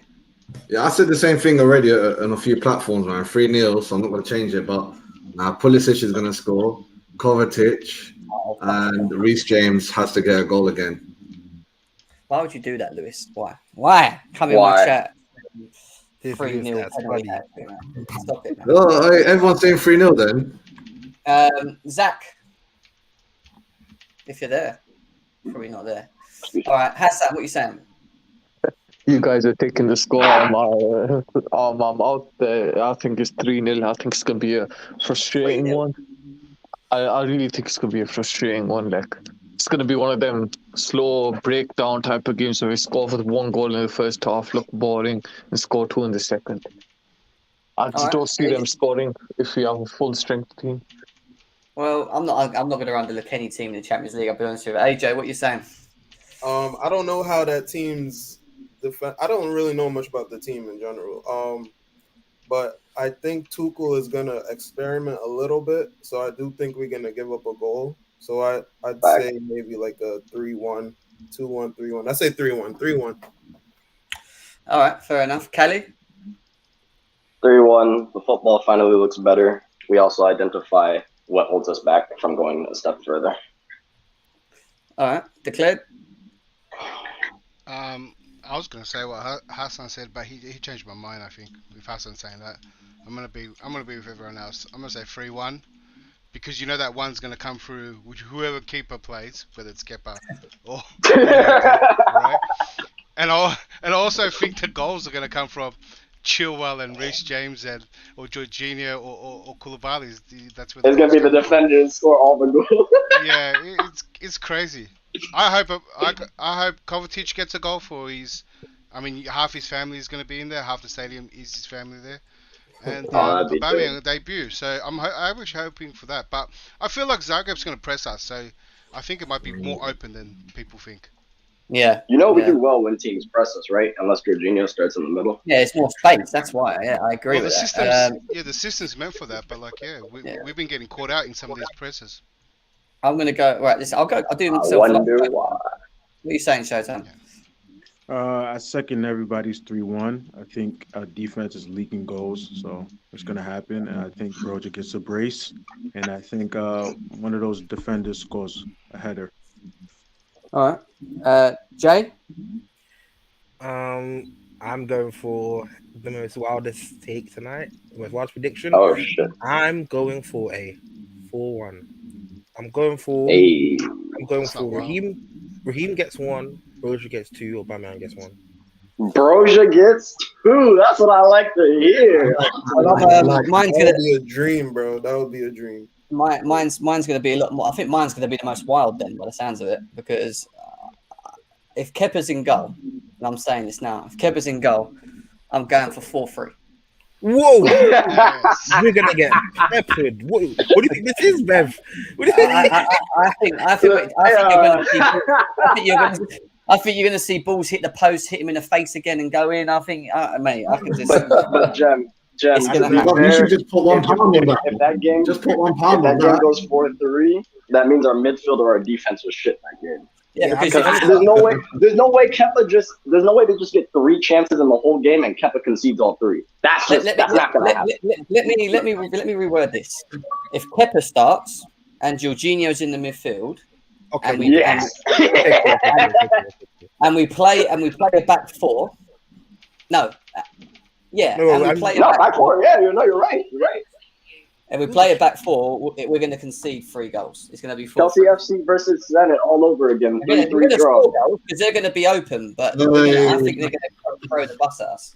4-3. I feel like Kepa's going to be hungry. I feel like Kepa's going to be hungry tonight. He's going to hopefully 6-0 Chelsea. That's what I'm hoping. But I'm just going to, throw it at him. 6-0. Hey.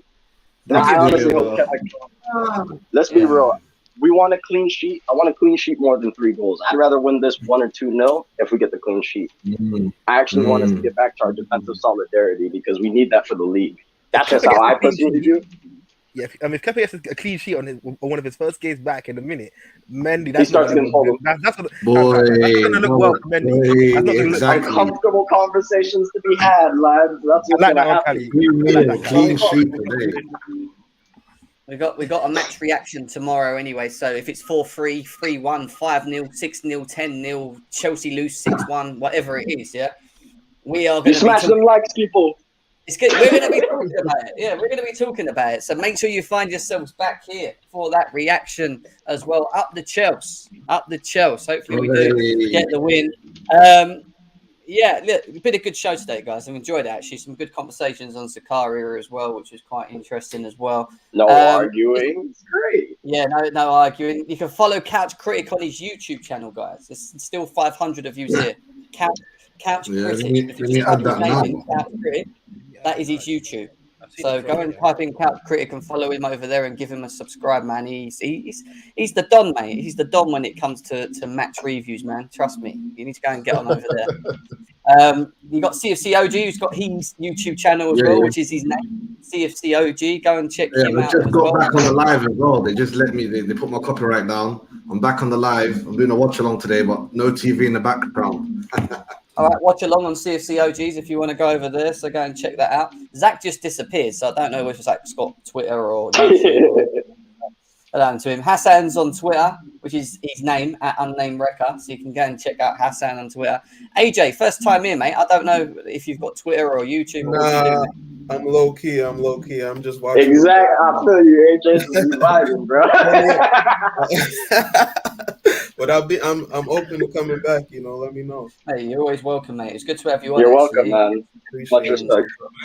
Make sure you get yourself on more often, mate, when you get the chance. For sure. Kelly, Kelly's just here. All right, I'll give him the Twitter, man. It's Devin Too Real, a Y in Devin.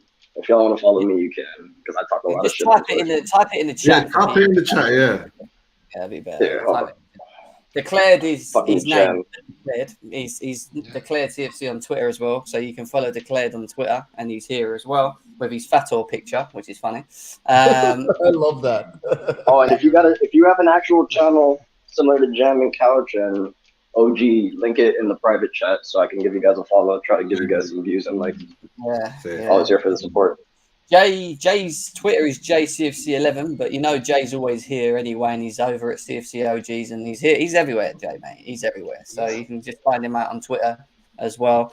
And Omarina, Showtime is actually. Are you going to change your name from Omarina? She's gone, mate. She lives on forever, bro. Lives on forever. It's deeper than football. It's grieving right now, bro. It's just like little baby says. You know how little baby says bigger than black and white. It's deeper than football. Bro. Come on, bro. In that Showtime when he goes to sleep at night, bro, he just be closing his eyes and he sees Marina, bro. He's like, I remember when Marina left Chelsea, and I was waiting on Twitter for Showtime, just to see his comments in it. And my goodness, mate, he was fuming. He went mad. He went mad that day. I actually saw it. I wasn't pleased at how soon that this guy let her go, but it's okay. He didn't spend $200 million in the transfer market, so I got to give Bowley a little bit of round of applause for that. So, as long as he continues to spend and continues to improve this club, he's on my good side. The one mess up, hey, bring back Marina. You already know how. That's crazy. One mess up, not even two. One. All it takes is one. I mean, she could work if we have a sporting director and she just does what he says. Then maybe not a sporting director. Well, we need a sporting director. I'm saying we had a better scouting network. Yeah, we had a better scouting network too. I think Marino would have been excellent.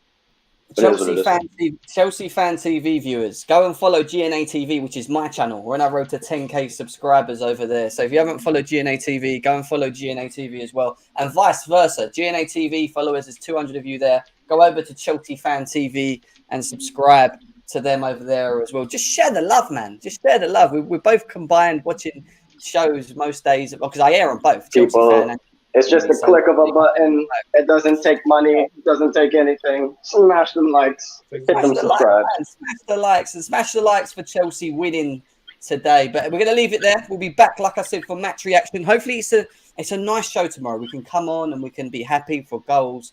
Hopefully it's not the other. It's not the latter where we lose the game and we're slagging off players. And I've had enough of that. I can't be having one of them days. And agenda's running wild as well. So yeah, big up everyone.